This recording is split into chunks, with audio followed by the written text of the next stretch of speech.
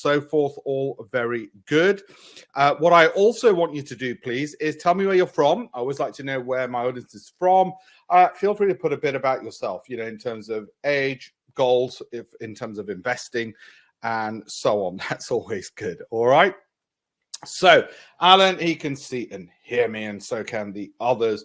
Fantastic. So I'm going to shoot on with the first slide. I want to share something with you on screen. Everyone's got a ton of questions, I know, regarding, of course, the markets at the moment. And why would you not have?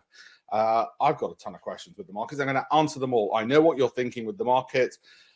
And all those questions are going to be answered. In particular, are we just in cruising mode? It's just going to dip a little bit and then we go back up. Or is it far more serious than that? And are we likely to fall far further? West Sussex we've got an MBA analyst. We've got Wood Green, North London, and Watford, Buckinghamshire. Fantastic. Got all parts of the UK. We should have some people from the US and probably as far afield, probably not the Australians at this time of day. So if you're all ready to begin, I'm going to carry on with the first slide. All right. And the first thing I want to talk about in this is I'm going to, as well as tell you which kind of stocks and which stocks I happen to like, I'm going to give you more than that. I'm going to teach you how to fish. I'm going to teach you how you should be picking the right stocks. Now, I've been talking about investing since, 1997, all right, to the public. Anyway, I've written 18 odd books on it. Don't buy the book. I'm going to give you a free download link to this one. I've written, as I say, 18 books published by the FT on all of this. So I've been teaching people how they should be investing for a hell of a long time. Now, most of you will fit somewhere on this, okay? Most of you are going to fit somewhere on this. The older ones are going to be at the legacy stage. The younger ones are probably going to be looking at basic cash flow and basic needs. So I understand. And one of the other things I'm going to be doing is I'm going to be drawing in not just my own experience from the books and the articles that I've published in the FT and all the rest of it, but also I'm going to pull in all the data that's coming out there from the likes of, say, Goldman Sachs, JP Morgan, and the like as well. So I want you to know there's multiple sources of information. I also understand with the audience. As I said, some of you are at the tax planning, estate planning, business succession phase, and some of you are students, you know, and you're just learning how to get on the ladder. And so there's going to be something for all of you within the webinar. Okay, like I said, you're going to need a camera for this presentation. One example of the reasons why is I just want to show you this great table I found. Now, it's too small probably for most screens. Take a screenshot, take a photo, whatever.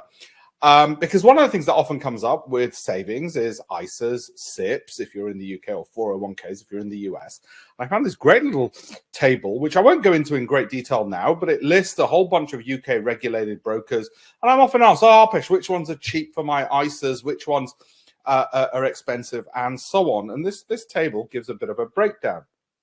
Okay, and you can see in actual fact, if you're depending on, you know, how many trades you're doing, how much capital you've got, it's actually worth shopping around. You've got everything from £1,000 a year cost right down to £119. So there's a tenfold difference between the cheapest and the most expensive, basically providing the same bloody service. Take a photo of that. I'm not going to go into it in detail. We can talk about brokers at the end if you wish, but I thought that was a useful little thing to share with you, and also an example of why you will need a camera phone in this, because you want to look at that at your own leisure.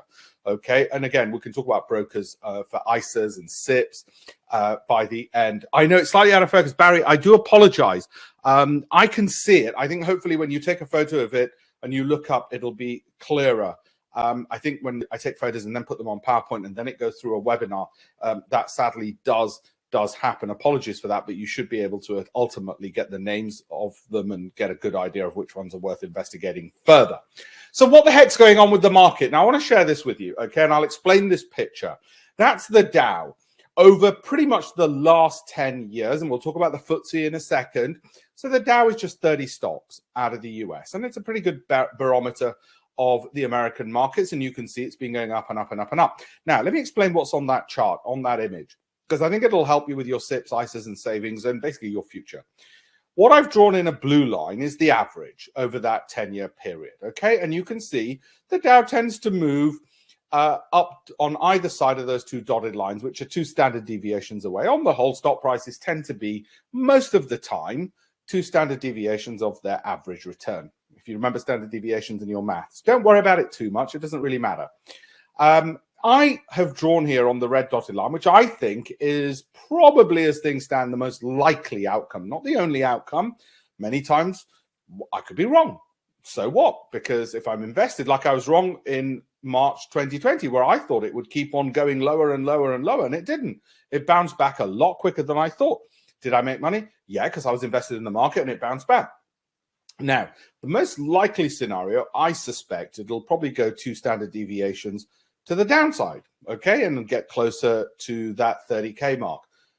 So what do we do? What does that mean? Where's the opportunities? Where's the returns? And we know from this data, which is from Charles Schwab and Bloomberg, that in actual fact, the percentage of S&P 500 members which are down 10% is 65% of those companies, and of Russell 2000, which is the broader index, 84%. Anyway, the point is there's a hell of a lot of companies which are down up to 20% off their highs. So that's a lot of companies where you're probably losing money, or you're seeing some of the gains you made last year, as I have as well, diminish away. What do we do in that scenario? We're going to have to handle that not just for today, but we need a strategy for all seasons. When the good times, and we don't know if they've completely stopped or stopped for a short while or for the next 10 years, what do we do with our holdings, and where do we find the opportunities? Those are the only 2 questions you have. What do you do with the current holdings if they're going in the, if you're giving up some of the profits you had, and what do you do with finding opportunities in that market? Those are the 2 things I want to focus on. And just because I say I think the most likely scenario is it's going to go lower doesn't mean, well, let me put it this way. Does it mean I should go to cash? Does it mean I should buy the dip? What does it mean? Okay, what does it mean if you think that? Are we going to trade that? Are we going to trade our investments and just stare at the screen all day and all night? No.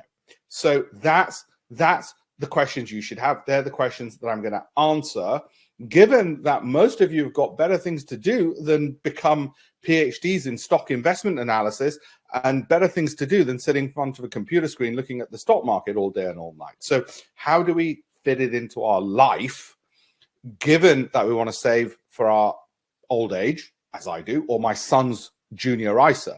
Okay, so what do we do? Again, where are we? Well, we're in correction territory. We know we're in correction territory because the S&P 500 is down 10%. If it's down 10%, that means it's a correction. And I've drawn the chart there. I've taken the chart from the last 5 years. Okay, and you can see it can drop even further, right? That red, look at that.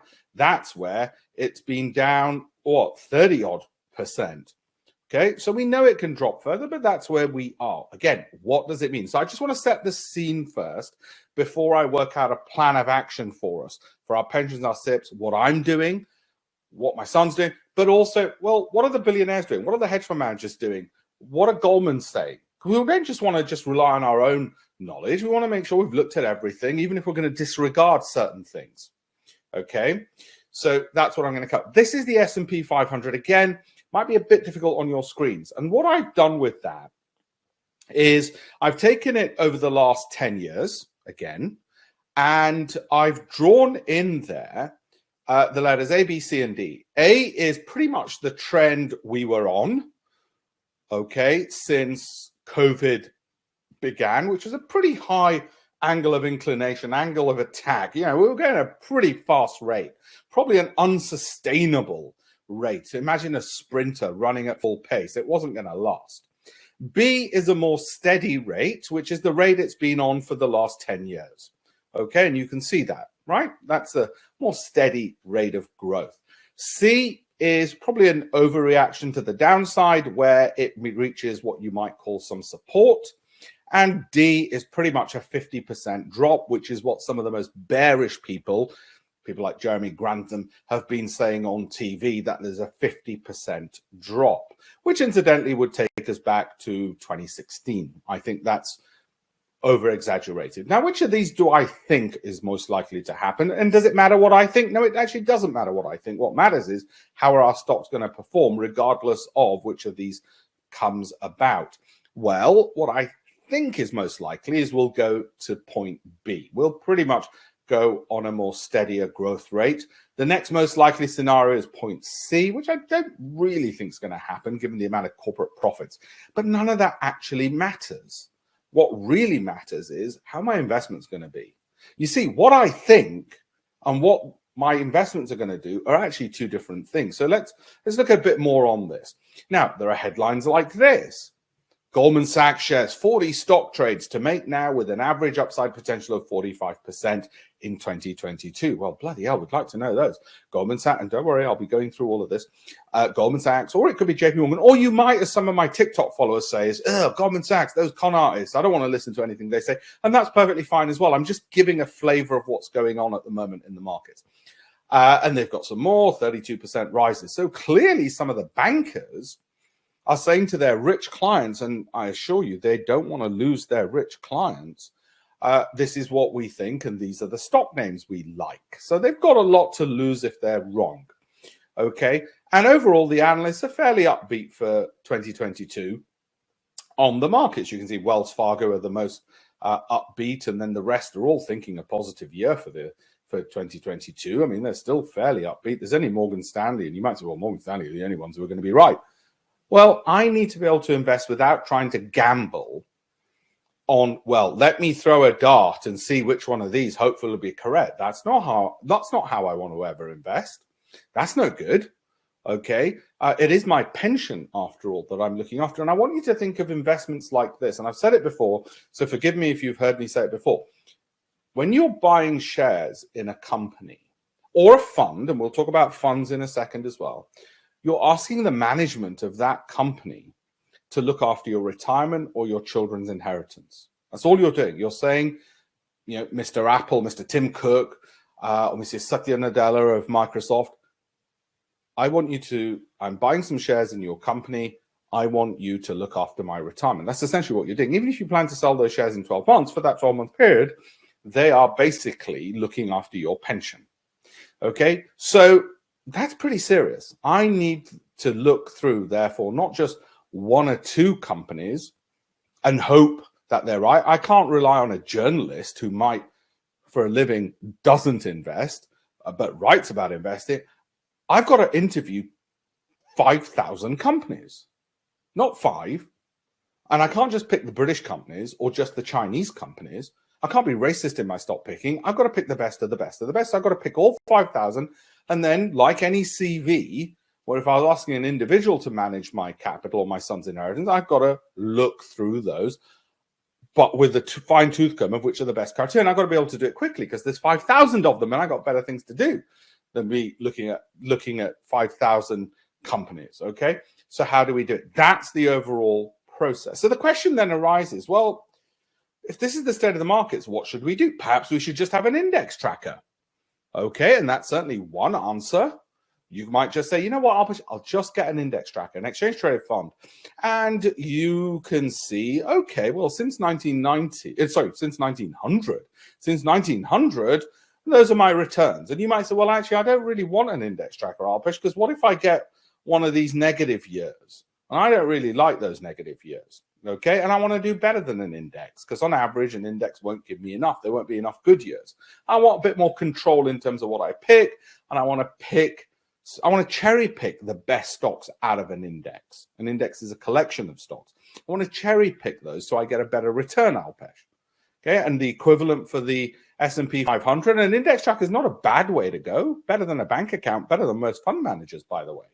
So if you've got better than a bank account over the long term, and better than most fund managers, as we know statistically and historically, then it's at least better than that. But you want to be a bit better than that even. And I'm going to show you, for instance, the formula that Goldman Sachs Wealth Management uses for their 30% per annum returns. Not guaranteed, it's not a bank account, but over the longer term, what things do they look for? Okay, and why don't they just say to their richest clients, hey, just track an index, mate? Okay, so that's the S&P 500. You can see there are many years where you're up to 10% or 10 to 20 or 20. But the reason you're not just going to do an index tracker is you either want to do better than that, you want to cherry pick some stocks, and you don't want to get some of the downside.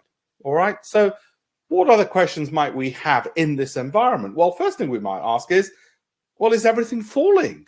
I mean, it feels like it. Sometimes if you accidentally go on to CNBC or Bloomberg, and these are the prices year to date of some of the biggest companies which you'll have heard of. By the way, I own Meta. I own PayPal. So what do I do in that scenario? And you might say, hang on, Alpesh, you own Meta. I know some of the biggest hedge funds and billionaires do. How come you're also wrong? How come you didn't see it coming that it was going to fall this much? And what are you going to do about it? Why? How come you didn't get out sooner? Okay, so we're going to have to deal with that, because that's the same questions you'll have whatever you pick in your portfolio. Give me 1 second. I've got to turn the heating on. Yeah, seeing all that red make me a bit too hot under the collar. And Netflix, you've seen, I don't own that. That's down 37%. Okay, Mercado Libre, which looks so good, down 34%. Zoom down 31%. Cadence down 27%. Intuit, you'll have heard of. You'll have heard of Adobe. Tesla, of course, you've heard. That's just year to date. What are we? 7 weeks into the year? Does it feel like everything's falling? So what the heck, Alpesh? Maybe we should. What should we do? Should we buy the dip? Well, the problem with buying the dip is there's a timing problem. What if you get it wrong? And there's a time problem. In other words, you've got to keep looking at the dip every day and seeing if you should be buying it or not. It's going to take you a lot of time. Plus, the research shows that on the timing problem, if you buy the dip, you tend to do worse than people who follow a plan where they're invested over a long period of time rather than trying to time the market. So there's ample data and statistics which suggest we shouldn't be trading our investments. Okay. You might say, no, Alpesh, I still think it's worth buying the dip. Well, here's some research from Goldman Sachs, which says the median S&P 500 return since 1950, after buying the S&P, if it drops 10% off its highs in blue, you actually do better. And it's down 10% now. So hang on, Alpesh. What you're saying is don't buy the dip, but buy it if it drops 10%. No.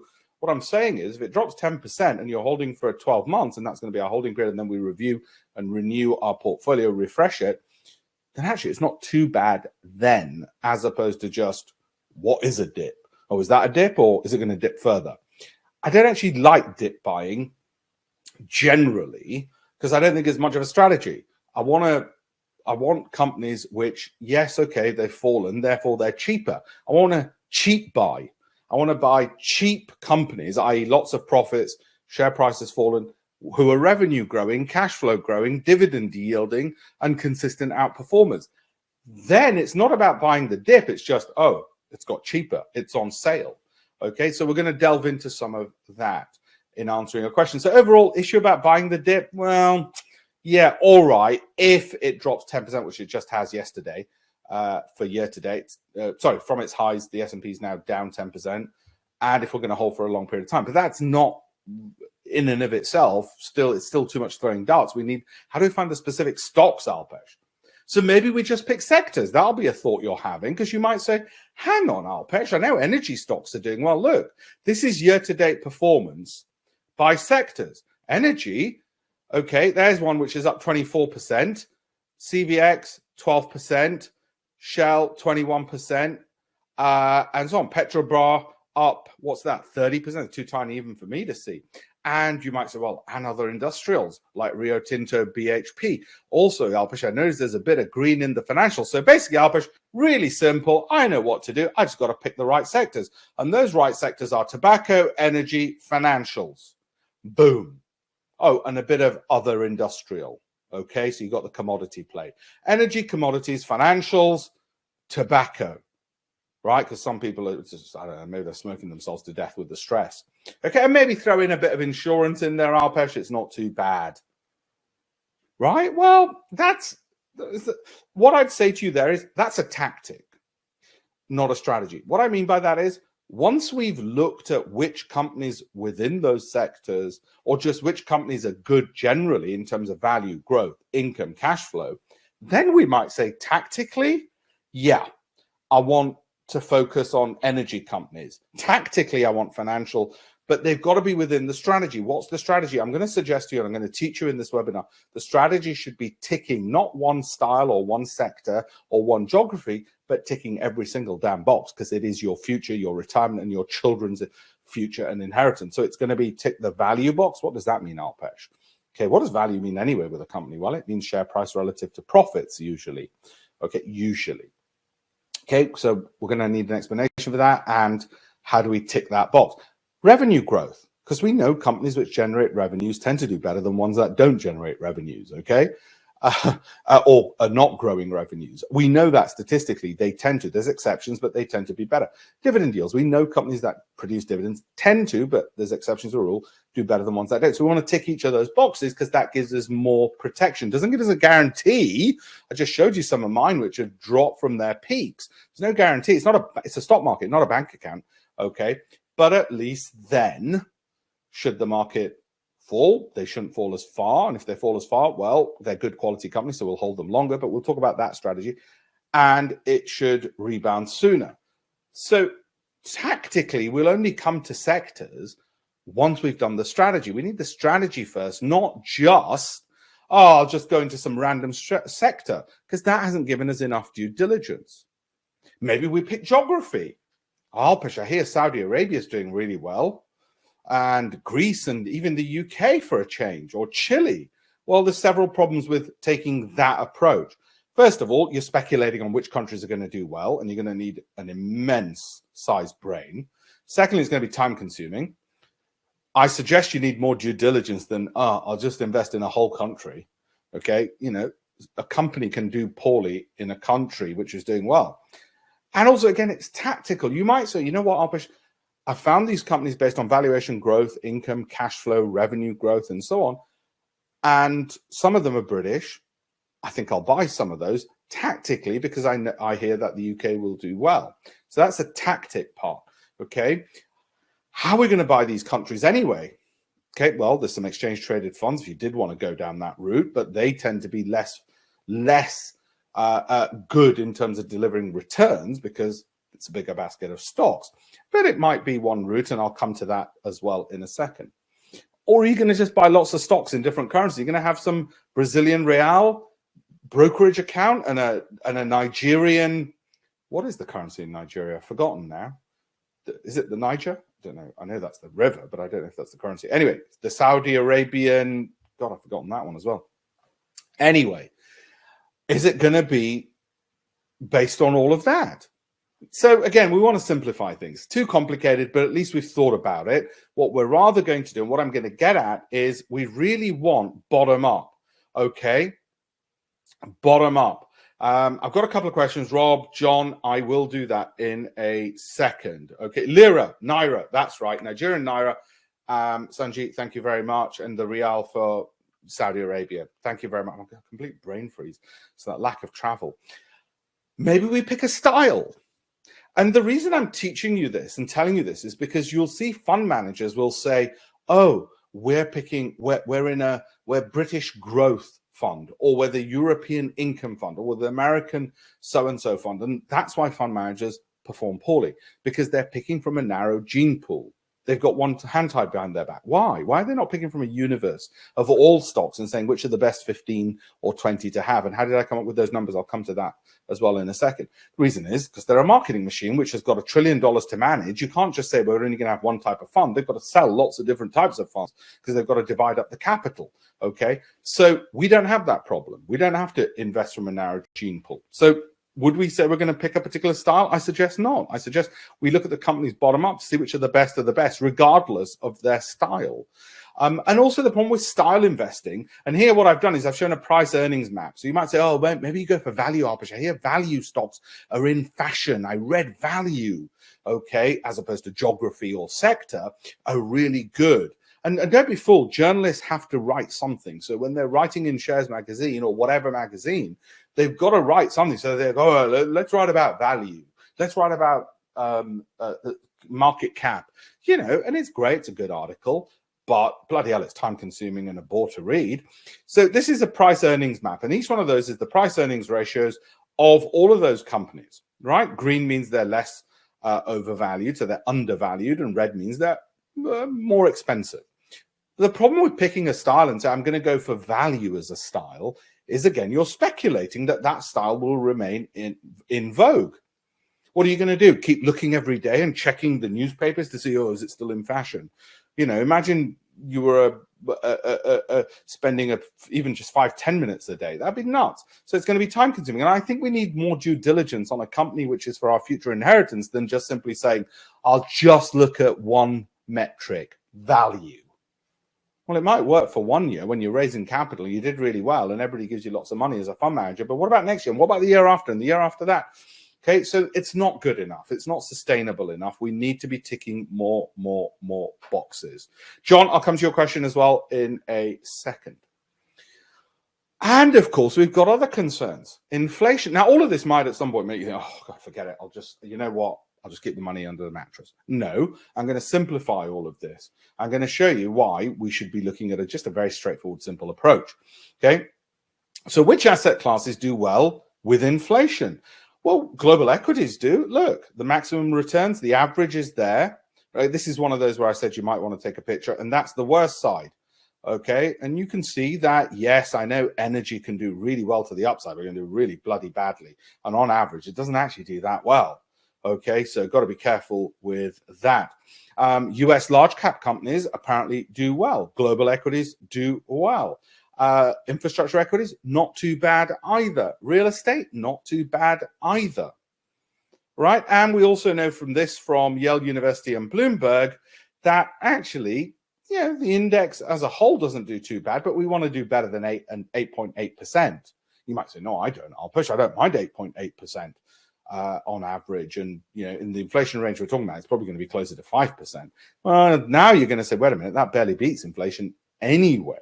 Okay, so maybe you don't want just the index as a whole. So now, having set up the problems, how do we solve some of these? Work out which stocks we like, go away for 12 months, come back on the next webinar next February 2023 and say, right, great, thanks, Alpesh, job done. Right? So how do we solve some of these problems? Not least because we can't just say the answer is, oh, Alpesh, you just find some good companies, hold them forever. I'm afraid that's not an answer. Holding forever is not a strategy. It's not even a tactic, holding forever. And the reason is this. What if it does this? What I've just shown you on the screen. Or if it, yes, it does great, you know, got really confident and euphoric, Alpesh, I'll just hold on forever. It's my forever stock. I read somewhere that you're just still going to find some good stocks, hold them forever. Well, there's a problem with that. What if it just goes down and then sideways and just is rubbish? Then you're just holding a loss forever. Thank you very much. Well, so that in and of itself isn't the right answer. And as I already said, you know, some of you might say, wait a minute, Alpesh, you said the Dow is going to fall, most likely continue to fall in the short term at least.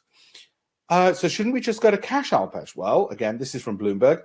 The problem with sitting out and holding cash is you miss just 1 or 2 good days and you're 30% worse off. You really get screwed. Okay, you just sit it out thinking, oh, I'm smart. Look, I went into cash and today the market fell. Yeah, that's not the problem. The problem is when you get back in and you end up missing out. So going to cash doesn't look, or timing the market or trading our investments doesn't seem to be the right answer. So what the hell is the right answer, Alpesh? Is the right answer to say, well, which companies did really well during the last crash when the markets were falling? Surely they'll go up. Well, the problem with that is, sorry, and this is a bit blurred. I took the Dow 30 and I analyzed its most recent performance. I analyzed its performance in 2008, which was the financial crash where the markets really were appalling. Okay, and there's only one company which has been up recently and up during that period. So the problem of saying, oh, we'll just look at a past bad market and pick the stocks which are up now and up during that, they'll be the best ones. Surely the most resilient, the most powerful, the most gravity defying. I'm afraid not, my friends. Even Goldman Sachs in the financial crisis fell 60%. Salesforce, a CRM company, software company, fell 50%. Got nothing to do with banking. Got nothing to do with banking. Fell 50% in the Boeing, down 15. You might say, oh, well, that's obvious. Who on earth was going to fly during a financial crisis? Yeah, it was very clear. Coca-Cola, what? People were not drinking fizzy water all of a sudden. Flavored fizzy water at that. That was down 26% in the financial crisis. Bankers don't drink Coca-Cola. They smoke, well, no, they inject Coke. They don't drink Coke. Okay, that's your average banker. So that can't be to do with finances, right? So how come those fell, right? Don't try and understand it. Don't try and explain it. All I'm saying is that as a strategy isn't going to be the one. Why not just funds then? And again, it's not necessarily a problem. Look, these are some great exchange traded funds. And I listed ones which are up over the last 6 months, which have got relatively low volatility. By the way, Microsoft, which is probably the safest company I can think of, has got volatility of about 8%. So most of these funds are around the same volatility as a Microsoft, okay? And you can see, one's up 34%, that's up 12%, that's up 11% in the last 6 months. Not bad, not bad. None of these bad. I'm not saying it's necessarily about, and some are in cybersecurity, others are China, others are robotics. Some are very narrow by geography and sector, others are very broad, such as world consumer discretionary. The issue is not necessarily do I go with funds or not? You might put that into your portfolio. Indeed, your portfolio should have funds, shares, and maybe bonds. For bonds, read cash or exchange traded funds, which invest in bonds. But this is not a bond webinar, so I'm not really going to go into that. Nothing wrong with having some funds, but funds tend to be less volatile, less risky. So you might say, you know what, Alpesh, I just want to focus on shares. Or if you're older and more risk averse, you might say, I only want funds. Or as I try and do with all decision making, say, well, where am I on that gradient? 100% shares or 100% funds? Lower risk being funds. Generally, if you look at volatility, is a measure of risk. And I say to myself, well, yeah, I'm still relatively young. I'm going to go 100% shares. Right? That's how we do it. So they do exist and they might be an answer. But for me, it really is going to be, and what I'm going to show you is value, growth, income, cash flow over 5,000 stocks. So I can narrow them down, find the best of the best bottom up. Then if it's in a particular style like value, fine. If it's in a particular style like growth, fine. If it's in a particular geography like Britain, fine. If it's in a particular sector, tactically, because I chose it, like energy or real estate or banking, great. Okay, but I really need to first do the due diligence. So how do we do that? And by the way, there is one other thing. When I say why not funds, why not a fund manager? Well, this is my main argument against fund managers. And this is a Sunday Times report from 2020, £1 billion cost of sitting in a poor fund. This is St. James's Place. We really get it in the net because they keep on ripping people off, don't they? I don't mean fraudulently. I just mean incompetently and negligently. Customers of St. James's Place, Britain's largest wealth manager. That's the largest. That's the largest. How well do you think some of the smaller ones are doing? Okay, the largest wealth manager paid the most with a bill of 583 million for investments in 18 funds whose performance the firm itself has concerns about. Basically, they were stinking. The funds were charging fees whilst underperforming on every metric. They were underperforming their own targets, their benchmark, indices, you name it. They were basically very good at sitting on a beach and sending their kids to private school at your expense. So you might want to go to a fund manager, but might I suggest not? This is a screenshot from a typical fund. I picked it at random. I didn't select it for high fees or anything like that. It's not got high fees. What most people don't realize is an investment of £10,000, and most funds will tell you they want you to cash in after 5 years because it gives them enough certainty that they're going to get your fees and send their kids to private school. Okay, and over that holding period, your cost is going to be £1,000 on 10 grand. That's 10%. 10%. Now you're going to say, no, I'm sure I read somewhere that my fund manager only charges me 0.5%. They're lying. They're either lying on the face of the document or there's other hidden charges. That's what it is. That's a screenshot. I didn't make that. I didn't design that.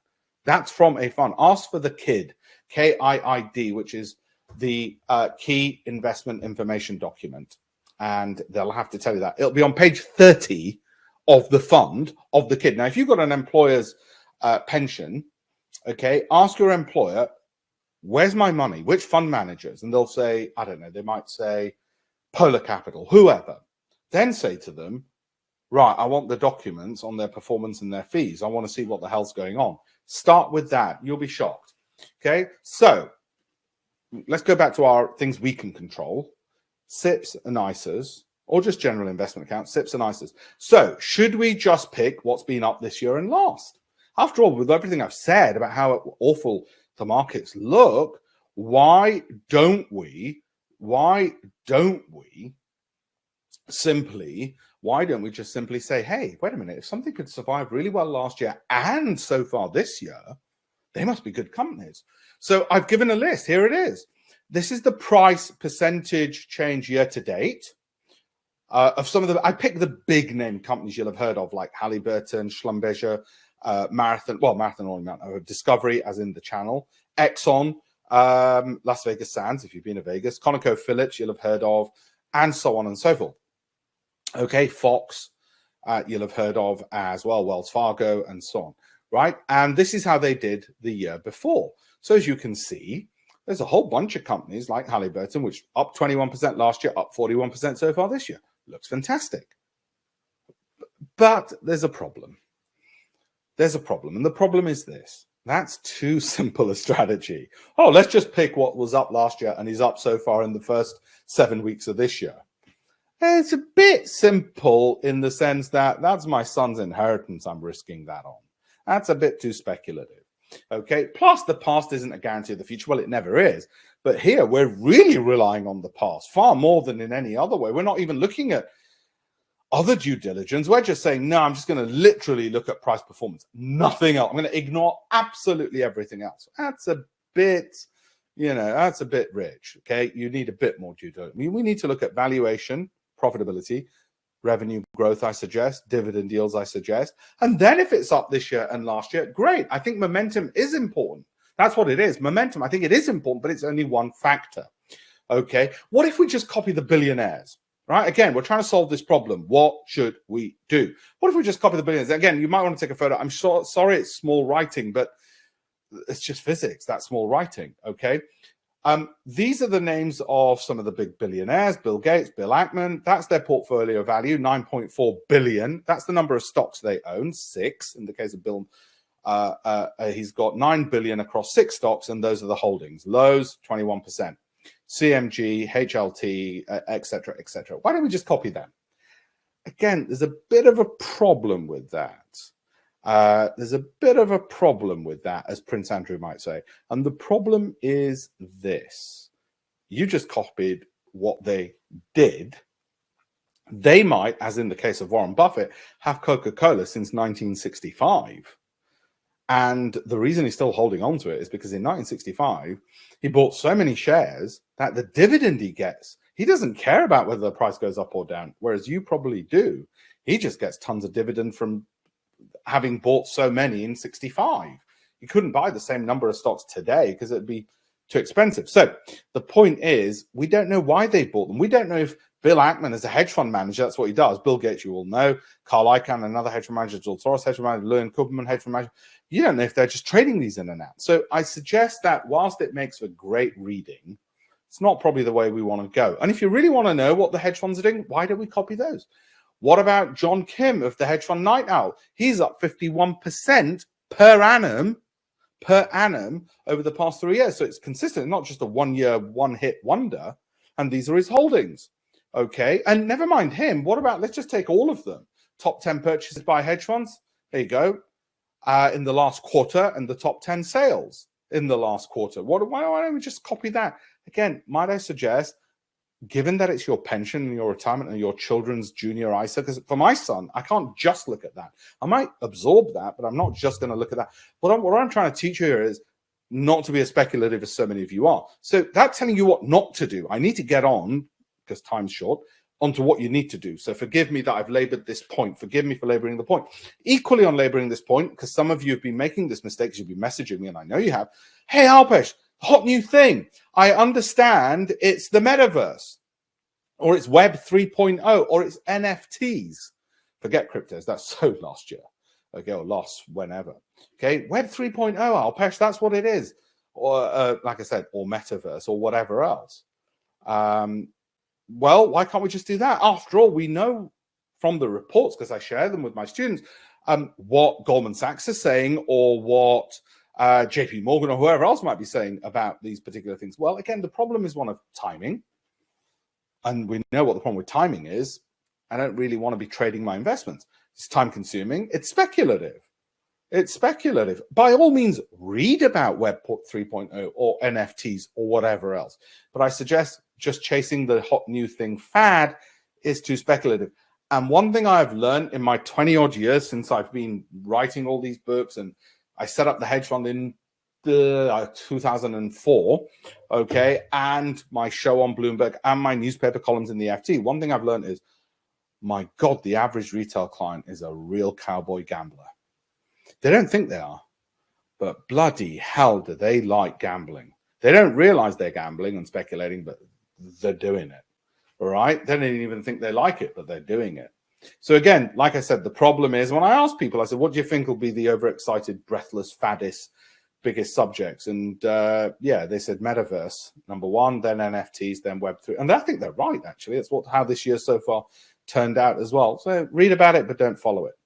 So what about forever companies, Alpesh? Forget all of this. Too complicated. You're absolutely right, Alpesh. You're right. We haven't got the time for it. It's all too complicated. Why don't we just pick some good forever companies? Now, I have, at the moment, 5 companies which I think are forever. My wife laughs at me. She goes, you're going to do a webinar. You're going to tell them names they could have just found out themselves. No, they're not the only things I own, but I do have them in my son's junior ISA and in my SIPP and in my wife's SIPP and so on and so forth. And I'd say out of those 5, the top 3 are Microsoft, Apple, and Amazon. And you might say, I disagree with the Alpesh. That's fine. Disagree with me all you want. I don't mind. It's not a big thing. Okay, we're going to talk about how we're going to pick individual stocks beyond that, right, in a second. And Meta and Alphabet are the weaker of the 5. And this is your average Microsoft. What's that? So last 8 years. And yes, it goes above and beyond its average and kisses the 2 standard deviation mark. And at the moment, I know Microsoft might go from its current level, I don't know what it is, $27, but $270 down to whatever the lower bottom. I know it could do that. Does that mean I trade in and out? No, I don't. Should I? Well, you might say you should trade it, but that's trading. This webinar is not about trading. It's about investing. Okay, so yeah, I do have those. There's Alphabet, and Alphabet's really at the top end. And that might just go sideways the whole year if I'm lucky. So why don't you trade in and out of it, Alpesh? Listen. It's in there. It's going to stay in there. Warren Buffett doesn't trade in and out. Bill Gates doesn't trade in and out. It's in there. Okay, so that's how you're right. There are some forever companies and they're kept in. But what about the rest? I only have 5 which are forever. I can't shove everything in a forever. And this is Amazon. And Amazon's already at its bottom end of its 2 standard deviation move. And every time it's done that in the last 10 years, guess what's happened? It's gone bum, bum, bum, bum, bum, up and up and up. Will it do it? Should I get 2 times leverage on that through a CFD or an exchange traded funds? Separate discussion. So if it goes up $1, I make $2, or is that just too risky in a market like this? Well, anyway, I've got Amazon in there, but I'm not going to trade in and out of my investments. But what about everything else? What about PayPal? What do we do then, Alpesh, about companies we hold which are fundamentally sound, but like PayPal, and I hold it, which fundamentally, all the fundamentals look great, but have fallen off a bloody cliff. And you can see what's happened with PayPal. Look at how well it did for me in 2020, shed loads of money made, and then it goes all the way back and gives it up. Well, under my normal rules, anything that falls 25% from the highest it's been since I bought it, write that down, I'll come back to it later, I would exit, but not when they're either my forever company or if they're fundamentally sound, like PayPal, I'll just strategically want to hold on to. So what do we do with this? And some of you will have this. The first decision to make is, well, is it fundamentally sound? If it is, then you might say, well, I'll just hold on to it. Okay. Where will it go? Will it go to 0.2, 0.3, 0.4? If it goes to 0.4, I'm going to be buying bucket loads. Am I buying it at 0.2 and 3? Not for my risk profile. Yours might be different. Why am I holding on to it? Why didn't I get out once it dropped 25% from the highest it's been? Well, because I think it's fundamentally sound. What are we going to do? So I have categories. And the categories are this. Category 1 is drops 25% from the highest it's been since I bought it. So if it goes up 100%, drops down to 75% up, I'm out of there. Category 2 is, well, if it's fundamentally sound, I'll hold on to it. I'll have 3 or 4 holdings, which are what's called special situations. The mistake private investors make is they shove everything in special situations. What's a special situation? Special situation is not your normal strategy. It's just some other reason for holding it. So I don't want too many of these. So I'll give you an example. Lockheed Martin. Why would that be a special situation? Well, because it's not bought just purely on value, growth, income, cash flow, which is my core strategy. There's some other reason. It could be a technical reason. That's why I don't want to make too many of these, because it's too time consuming to have lots of special situations. And you might say, I don't want special situations. Again, it doesn't mean it's got a better probability of doing better. It's just that trend looks solid, hasn't fallen too much. It's actually rising against the tide. Technicals look good. That's not a pick to say, go and do it. That's a special situation. It's an exception to the rule. Okay. Special situation is also a fundamentally sound strategic part of my portfolio. And it had a dip, but it's a good dip. So take a Walt Disney, to be specific. Fundamentally sound valuation, growth, income, but it's had a bit of a dip. It's kissing its 2 standard deviations below its average, but fundamentally, I have no problems with this being strategically part of my portfolio, even though it's dropped more than 25% from the highest it's been since I bought it. The highest it's been since I bought it, and it's dropped 25%. Actually, this is in my sister's portfolio, which I help with rather than in my own, but that doesn't matter. Treat it as my own. Treat it as mine because the rules she has to apply because I look after it is the same as mine. Okay, same rules. So it might as well be mine. So why did I hold on to it then? Like I said, fundamentally sound strategic part of my portfolio, like PayPal, right? But I can't put everything in special situations. Otherwise, I'll just have everything there and then there's no discernment. Okay, but we still need to look at the core strategy. What is then value growth income? You talk about special strategies. What is value growth income? So let me tell you what I think's going on in the world. What's going on with fundamentally sound companies? I don't mean companies which are rubbish. Talk about fundamentally sound. Take a Walt Disney. And this is a chart over the last 10 years. And look at that yellow. That's a really fast pace of growth, which it couldn't sustain. And it tried again after COVID and it couldn't sustain. Okay. What I've drawn in green and marked number 1 is the longer term slower rate of growth. Okay. Now, I think most companies are reverting back to a slower rate of growth. Okay. Got higher inflation, more concerns around the world. I don't think they're going to be able to keep up with what we got spoilt with recently, which was 2, the higher rate of growth. But this is relating to fundamentally sound companies, not every company. The bad companies are just crashing and burning and going bankrupt. So give you another example. Visa, what's going on? Fundamentally sound. It's gone back to a slightly slower rate of growth, but it's still growing and going to be fine for my pension. I own Visa. Adobe I own. What happened? It dropped, but is still fundamentally sound. Okay, so I've got that. PayPal, there you go. You mentioned PayPal. There it is. So why did I hold on to, say, a PayPal? What's going on? Fundamentally sound companies. Now, this is where they've not just fallen to their lower rate of growth. They're just falling, but they're fundamentally sound. So that leaves me with the problem. Do I exit once it's dropped 25% off its peak, or do I hold on to it? Well, if I want to hold on to it because it's fundamentally sound as a strategic part of my portfolio, I don't have a problem with it, then I don't have a problem with it. If PayPal goes back to the highs it had last year, 18 months ago, I get to triple my money from current levels. So might I buy more? I might buy more. I get to triple my money after all if it goes back to where it was 18 months ago. If I don't believe it's going to do those things, or you don't, then you shouldn't have it anyway. My point is, I don't have a problem with it being a strategic part of my portfolio because I think it's fundamentally sound. I don't want too many special situations. I want 3 to 4 companies. That's it in that scenario. Everything else should be, if it's dropped 25% from the peak, I've got out. Don't want too many special situations. Okay. Meta, similar story, fundamentally sound, but this one's a bit difficult. Is it an A or a B? In other words, is it one which is just going to stay at the 2 standard deviations, continue going at a slower rate of growth, or is it going to do a PayPal and drop? But because they've got billions and billions, they're not going to go bust or anything.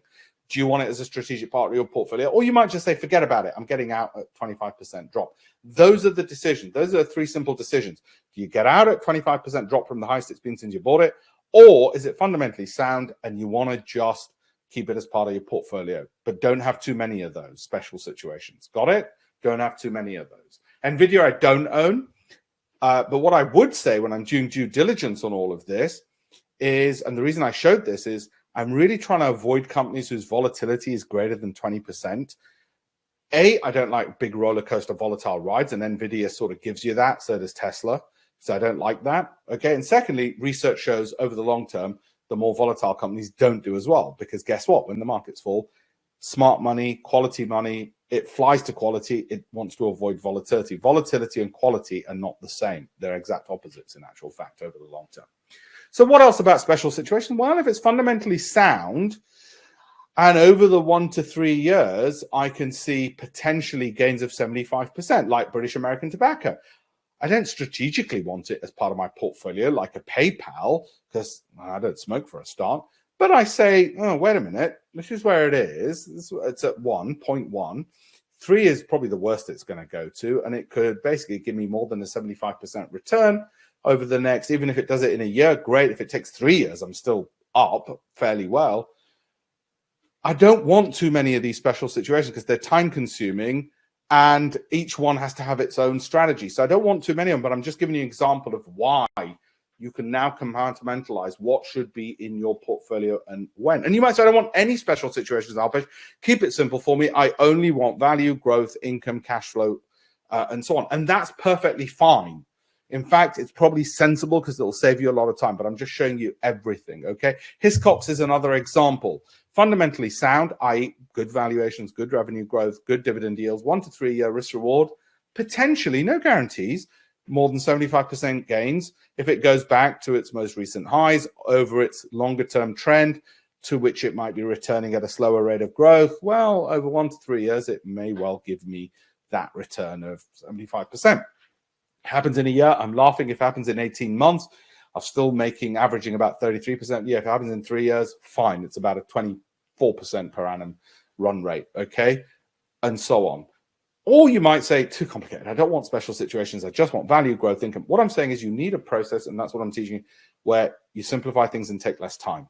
Okay, so write this down if you wish, or sorry, take a photo. Your options when the market turns against your stock. And I'm going to now turn to how I pick and what I like. How I pick and what I like, i.e. the core strategy, not the special situations and not the things you shouldn't do. So far and so on, I told you what you shouldn't do. Then I told you special situations. Now I'm going to turn to what I think you should do and what I like right now. And that brings in the Goldmans and the JP Morgan reports and all the rest of it, as well as my own views. So like I said, to summarize it, if it drops 25% from the peak, you get out, or you want to keep in there for strategic longer term reasons because it's fundamentally sound, or how much would I make if it goes back to where it was in the next 3 years, right? Take a picture. It's just a summary of everything I've said, but because I said a lot, I thought it'd be good to give you a picture. I tend to hold for 12 months. Here's a piece of research from Goldman Sachs, why 12 months, and then we review and renew. Okay, and I tend to have not less than 15 stocks. This is why you don't want to have 2,000, because you're not removing company-specific risk after you've gone past about, well, some would say 15 to 25, some would say 30. After you've gone past 40, you really aren't removing market risk. And you might say, no, Alpesh, every single one of my 40 stocks is in the energy sector, so I need to diversify. Well, if you've got 40 bloody stocks in the energy sector, you probably need a psychiatrist. Okay, you're not going to pick sector specific. By the way, when the markets fall, every sector is correlated. You don't get diversification when you need it the most, which is when the markets fall. I wrote a column about this in the FT, and there was research done by William Sharp on this, and he got a Nobel Prize, okay, for his economics on it. All right, so let's look at my strategy, what I'm going to teach you how to fish. What do I think you should do? I think for your due diligence, the best way to avoid the style traps, the geography traps, the value traps, the growth traps is tick every single bloody box. Okay, but there's a problem with ticking valuation, growth, income, momentum, statistical analysis. You know, are they standard deviations away? What's their volatilities? Wait a minute, Alpesh, that's all well and good you saying that, mate, but that's going to take us for bloody ever. Because look at this, okay? All right. PE, PEG, price to book, price to sales, discount cash flow, okay? Growth. Which of these factors do we use? And what I'm going to suggest is actually, from the research that we've done, as long as you're picking and you're looking at each of these factors, you're probably going to do better than if you just pick one style. If you say, I'm only going to look at market cap, I'm only going to look at small cap stocks because small caps always do better. Well, that's not true, actually. It's just not true. If it was, it'd be so easy, wouldn't it?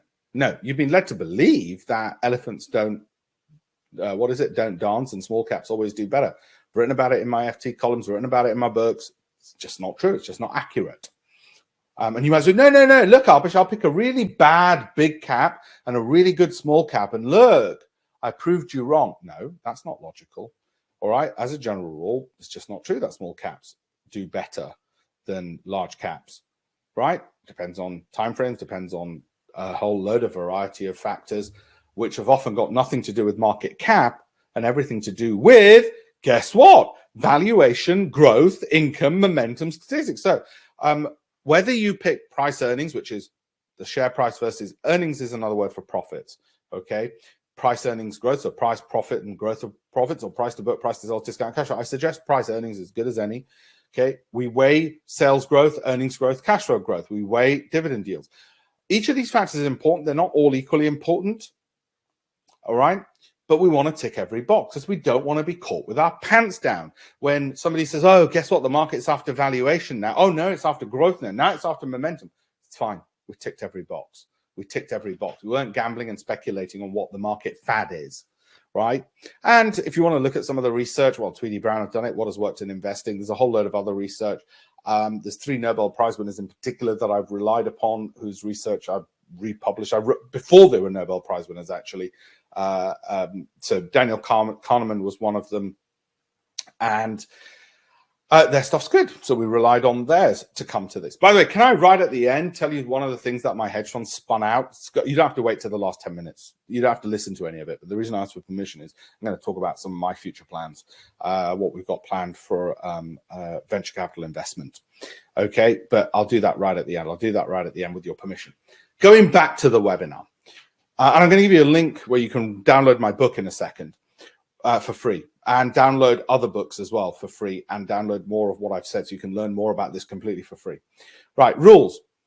So like I said, period 12 months, then we review. Then we look at the whole 5,000 stocks again. All right, everybody's on probation always. Nobody gets to be in my son's portfolio for life. Nobody gets a free pass. You're all on probation. After 12 months, we'll review. Okay, and open it up to 15,000 who've all got to re-interview to be in that portfolio, obviously, right? Stop loss 25 to 35%, unless they're one of the quality companies or strategic, which are fundamentally sound, then I might hold it, but I don't want too many of those special situations. All right. At the moment, I'm going to show you what I've narrowed down. I'm going to share some screens with you in a second. I'm in no rush to be deploying spare capital. Why not? Well, just look at the bloody market. I'm not in any mad rush to be doing spare capital. What are the kinds of returns we should be looking for? And by the way, I'm going to share something with you. Before I tell you that, I tell you what kind of return should we be looking for, I just need to share something with you. So one of the things I did, okay, before this webinar, right, is I thought, well, let's look at some of the ones which so far this year have done well. So they've really gone against the tide. And last year did all right. They were up at least positively, and valuation, revenue growth, cash flow growth, dividend deals. You can see there cash. I'll come to cash return on capital invested in a second. Volatility under 20%. I don't really want anything above 20%. And, you know, I did a tactical measure of valuation below 1. And I came up with these names. I haven't bought any of these, just so you know. I did this analysis about 30 minutes before the webinar, and I will probably do more, and I'll publish it on my Telegram channel later of which ones I might pick from. Okay. And I might not get any of them. I'm in no rush with the Russian forces at the border of Ukraine. I am in no rush to deploy capital, given everything that I've said about the Dow and so on. Okay. And the things that I held from last year, one of two things has happened. Either they're still up, in which case fine, or they've dropped 25% from their peak, in which case I've got cash, or tactically like PayPal, I've held on to them because I just want them strategically anyway for the longer term.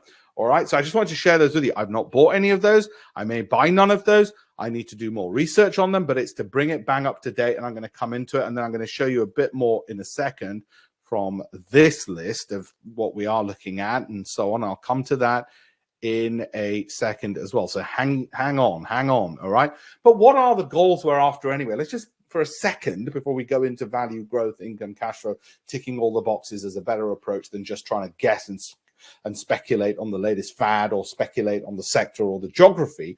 Which, and those the stock names I'm telling you right now I'll be looking at. What are we going for? Well, let's say you plan to invest over 15 years and you make 20%. Now, this year might look, are you bloody kidding me? Most things are down 20%, Alpesh. No, it's not a bank account. Some years, like last year, you go well above. Other years, you'll go below. Let's say you got 10K. So you're not well heeled. You're probably in your 20s. You're time poor, maybe starting to become cash rich as a professional. Okay, and you plan to add 500 a month because you're sensible. Well, over 600,000 K is what you'll have over 15 years, and there's the math. and blue is your contributions, and that's the return. Now, obviously, you're not going to get 20% every year because it's not a bank account. Some years you'll have gone above, some years you'll have gone below. All right, but that's one way of looking at what you're trying to target or what you're trying to do and what the goals, what the numbers actually might look like. Okay, what the numbers might look like. Equally, if you're looking at 10 years and you get 20%, some years maybe more, some years less, and you start off with 100K, so you might be in your 30s or 40s. By the way, if some of you are in your 50s and 60s and got $1 million, then just add a zero onto all of these. And you plan to add 1,500 each month, well, you'll have $1 million in 10 years. And this is what it looks like. So 100K becomes $1 million in 10 years if that happens. Of course, you've added some contributions. Why wouldn't you? Everybody adds to their SIPPs and ISAs. So you've got some contributions there. And that's what happens. And it really grows after about year 4. So for the first 3 years, and this is why nobody does compounding, okay, everyone talks about it, nobody ever does it. It's because the first 3 years, it bloody looks like, well, I've only got what I contributed anyway. It's like paying down your mortgage, and you look at your mortgage statement after 3 years, and you think, if you remember that far back, and you think to yourself, bloody hell, I still owe the bank as much as I did when we started. No, it only starts diminishing at the back end. All right, so that's when in a year you go from 840 grand to $1 million. So you make about 160 grand in 1 year, 160,000 in 1 year. And you didn't do it, 160 grand in 1 year. And you started with 100K. So you more than doubled the amount of capital you started with in years 9 to 10. Well, that's the funny way in which the maths works, right? So that's why I just wanted to paint a broader picture of what we're trying to go for. Okay. By the way, those books I promised, investing -champions.com, you can download free copies of my book and Investment Philosophies and The Intelligent Investor. Warren Buffett's written a preface to that one.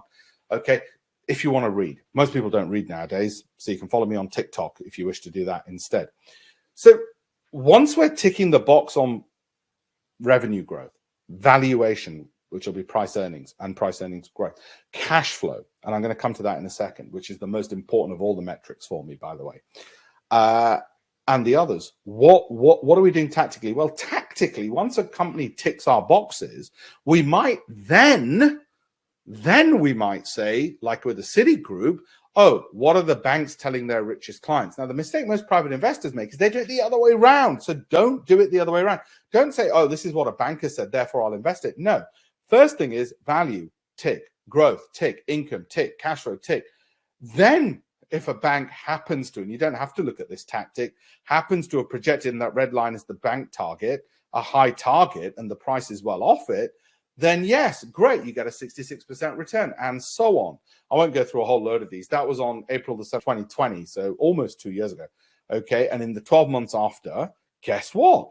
The analyst was far enough away that it could deliver a 250% return. Remember, these are all got to be 12 months or less, okay, 250% return. Did we know that was going to happen? No, otherwise I would have put all my money and borrowed a shed load into one investment. We didn't know anything. We're only working in the world of probabilities, which is why we don't sell everything and put it into one company, because probabilities also means it might not work out.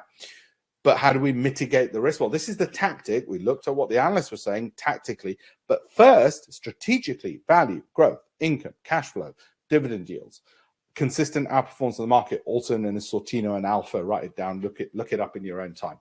Disney was another example, 73% within the year. We don't hold for more than 12 months unless it's fallen 25% or strategically want to hold on to it in any event. Tactic 2, once a stock has met the strategy. Strategy is, I'll say it again, and I'm going to sound boring, but it's important to tell you this: value, growth, income, cash flow. Okay, Sortino, Alpha, and so on. So what did the big banks tell their clients? This is probably the most important thing I think big banks told their clients. And as a hedge fund manager, I was invited to a lunch by Goldman Sachs. I was sat next to Jim O'Neill, who's now Lord O'Neill. Okay, and he was chairman of Goldman Sachs Asset Management, and they were pitching to us because they want our capital, and they explained to us how they get outsized returns for their rich clients. So I thought, bloody hell. So I took the PowerPoint with me. I was allowed to take the PowerPoint with me, and we've been using this ever since as well. So this is what they use. Cash return on capital invested. They didn't invent it. Deutsche Bank invented it. So given that they stole it from Deutsche Bank, why wouldn't I not steal it from them? And what they discovered is croaky stocks have delivered substantial outperformance over time. Companies in the top quartile by cash return on capital invested generated 30% per annum. Okay. Now, that's not guaranteed. It's not a bank return. And there were years when they didn't get anywhere near it. Look at that. They didn't get anywhere near 30% per annum there. Okay. Did they? Nowhere near it. Okay. My point being, it does make a difference, but it's not a guarantee. Well, bloody hell, that's investing summed up right there. Certain things make a difference, but they're not guarantees. Okay. And what is this croaky cash return on capital invested? Well, it's cash flow on the capital they've invested. In other words, take Warren Buffett and the candy company, the sweet company he's bought into, Sears Candy. And they asked him, why did you buy that? And he said, the machines they use to make sweets are the same machines they used 100 years ago. The capital they invested, they don't need to keep buying new sweet machines, right? But the cash flow, the kids coming through the door, that just keeps coming. So cash return on capital invested. And we learned in COVID, cash flow is bloody important. We learned that. Of course we learned that.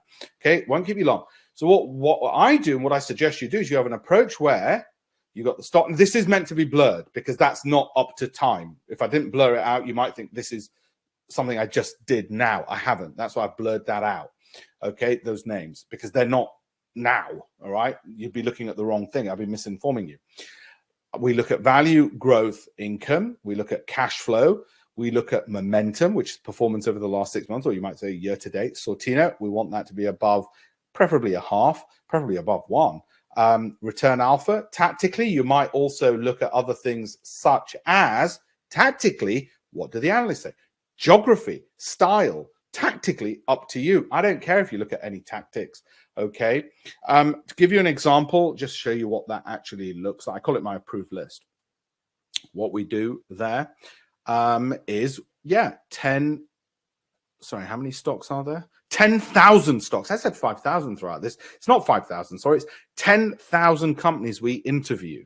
10,000 interviews in through this. All companies have 3 things in common: balance sheet, profit and loss, and cash flow statement. So we're going through all of that. Then we're looking at the price and the statistical movements. Then tactically, sure, you might look at news flow. Tactically, you might look at sector. Tactically, you might decide, oh, I'm going to go into, I like companies working in the plywood area or in specialty chemicals or what defense. Okay, that's fine. But what we're not doing is gambling on a particular style, a particular geography, or any of that. That's our approach. I suggest you mimic the same approach because it avoids speculation beyond the bare minimum of what all investment is. Okay. I started doing all of this when I was at university. Actually, I was investing in penny shares before that, but not using this kind of approach, and privatization shares before that. And that certainly wasn't this kind of approach, but thank you very much, Margaret Thatcher. And I've written books and won competitions, all the rest of it. That's my most successful student, Naomi Wessel. She left university, joined me as my assistant for 2 years. Now, whenever she launches a fund, her regulatory documents will say she started off with my firm. She worked for us for 2 years, and then she started managing about $10 billion now. So this stuff can be taught even to an English literature graduate who's a part-time opera singer like Naomi. Okay? It can be taught. I can turn an assistant fresh out of university with a degree in English literature into a multi-billion-dollar managing fund manager. This stuff is not like brain surgery, which requires innate talent. This stuff doesn't require innate talent. It's like driving, which any Muppet can learn to do, right? And get asked this, and this is where what the asset management business has done, and what we're taking to venture capitalists, and we want to float eventually. We think there's $1 billion business in providing private investors without subscription fees, without the fees fund managers charge, basically disrupting the fund management industry and saying to you guys, here's the data, here's the know-how, here's the one-to-one video calls, here's the educational material updated, here's the daily updates as well to handhold you, not just dumping you with a load of software data, not dumping you with a load of books, giving you, and not just dumping you with a load of videos on YouTube. We think it really comes in giving the information, hand-holding further. Okay, so people know that actually, yeah, and especially because the market's so disrupted, it's so dysfunctional. People don't know how many stocks to have, whether they've got too few, too many, and they know the fund managers are messing up, as I've said, and they're charging fees for underperforming, and people want more control. One trend which has happened in society generally is people want to be more in charge of their own lives. They don't just want to say, oh, I've got some fund manager just sitting on his ass getting poor results. No, they want to know what's in their portfolio. So when they wake up at 4 a.m, they've picked the stocks with the data, not just a dump of data saying, oh, here's a stock, and we've marked it out of 10. Well, that's not bloody good enough. What does that mean? It's got to be bespoke to an individual, but not charging them fees. So that's the model we decided on. And we think that's $1 billion business. We eventually want to IPO it, want to get venture capital investment into it first. And we think it has a lot of advantages, because by giving people not just the education, the access over Zoom to us and saying, right, what you're doing bespoke to you is right or wrong by the theories of investing, but letting them have the data as well, so they're in control of it, then they don't need to pay any fees. Why should they pay any fees when they've got all of that? Why should they pay any fees at all when they've got all of that themselves? But also giving them as much information as they want. If they want Goldman Sachs data, if they want to read it, that's up to them. Most don't. Most just want the stock names, and they want to know value, growth, income, cash flow, what ticks the boxes, and then they want to get on with it and outperform what their fund manager's been underperforming on. This is the approach I use when I'm talking about investments on the BBC, and you see me on the BBC or CNBC. That's what I use. That's what I take up. I mean, I can't know every company. That's how I do it. I look at them. We're going to talk about BP. I'll say, well, on a valuation basis, I like it because also its revenue growth is going up, its cash flow is.